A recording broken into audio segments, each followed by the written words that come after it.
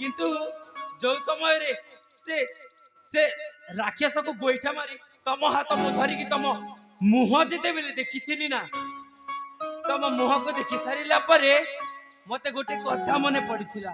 को कथा मन पड़िथिला?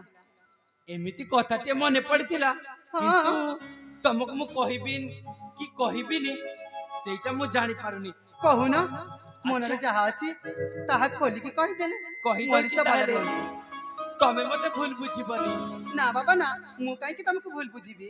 मु तम मुह को देखि सारला पर एहा लागिला जे आलो खजुरी गछर की गुण गाइबी से तो मूलर पाहाच पाहाच।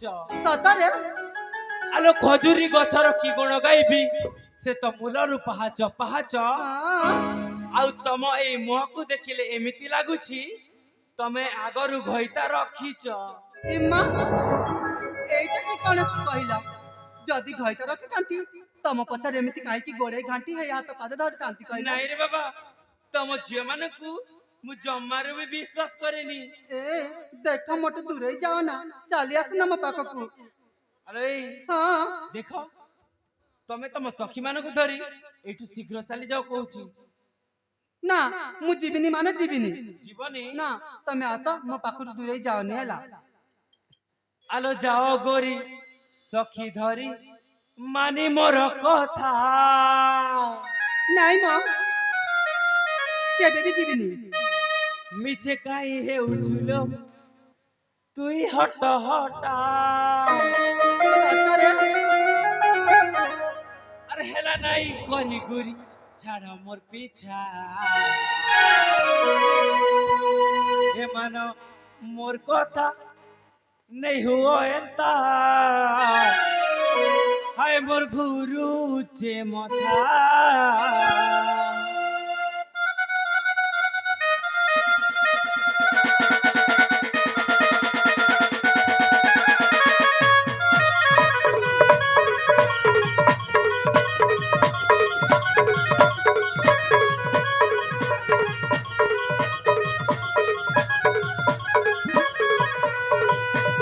गोरी सखी धरी मानी मोर कथा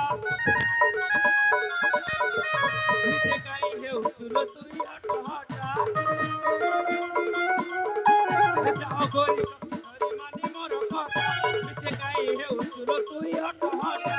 एला नाही गोरी गुरी छाड़ मोर पीछा मोर कथा नहीं होएता बुझो मोर कथा नहीं होएता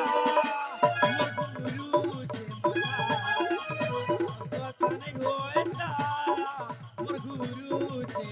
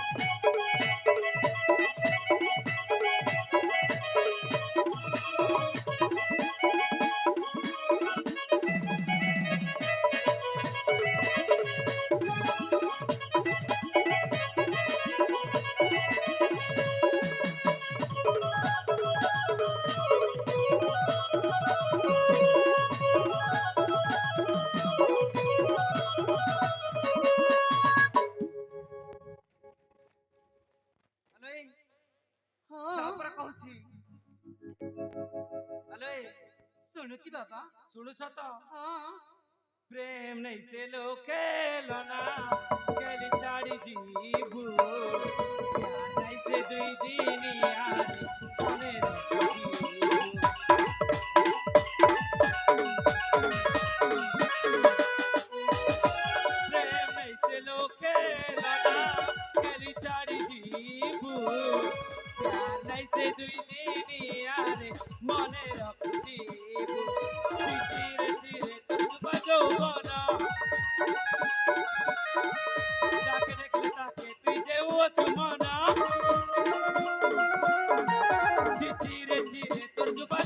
মনা যাকে দেখলে তাকে তুই দেও চুমনা দুয়াটারু চুমা হেলু হে চলো না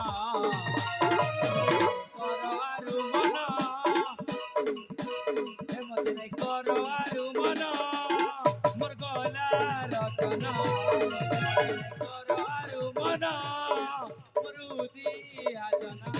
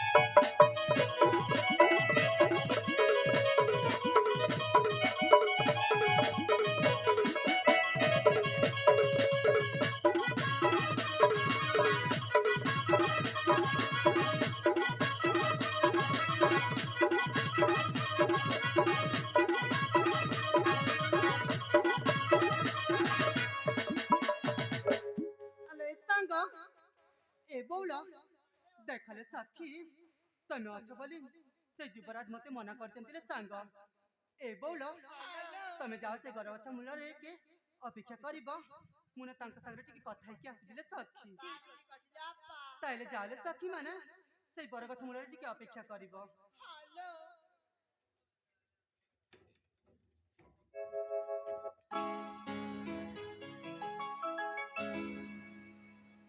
আরে ତମେ ଆଉ ଏମିତି ଛିଡ଼ା ହେଇ ରହିଲ କାହିଁକି ତମେ ବି ତ ତାଙ୍କ ସାଥିରେ ଚାଲି ଯାଇଥାନ୍ତ ଏ ଦେଖ ମୁଁ ଏମିତି ପାଗିଳି ଯେ ସତରେ ତମ ପ୍ରେମରେ ପଡ଼ି ସବୁ କିଛି ଭୁଲି ଯାଇଛି ଏ ବୀର ଜାଣିଛ ନା এই মাঝিগুড়া গ্রামরে সেই মহাপ্রভু সেই কোরাড় মহাপ্রভু সেই ব্রহ্মা বিষ্ণু মহেশ্বরଙ୍କର ପୂଜା ହଉଛି ମୁଁ ତାଙ୍କ ପାଖକୁ ଯାଇ ମୁଁ ପୂଜା ଅର୍ଚ୍ଚନା କରି ଆସିଛି ବୀର ଆଉ ପ୍ରସାଦ ବି ନେଇ ଆସିଛି ଏ ବୀର ଦେଖ ସେଇ ମହାପ୍ରଭୁଙ୍କର ପ୍ରସାଦ ଖାଇଲେ ଭଲ ଆଉ ସେଇ ପ୍ରସାଦ ମୁଁ ତମକୁ ଟିକେ ଦଉଛି ଖାଇଦିଅ ନା ଆଚ୍ଛା ହଁ ତାମାନେ ତମେ ସେଠିକି ଯାଇ ପୂଜା ଅର୍ଚ୍ଚନା କରିକି ପ୍ରସାଦ ଆଣିଛ ହଁ ବୀର ଠିକ ଅଛି ତମେ ଯେତେବେଳେ କହୁଛ ତମେ ସେଇ ମହାପ୍ରଭୁଙ୍କ ପ୍ରସାଦ ଆଣିଛ ତାହେଲେ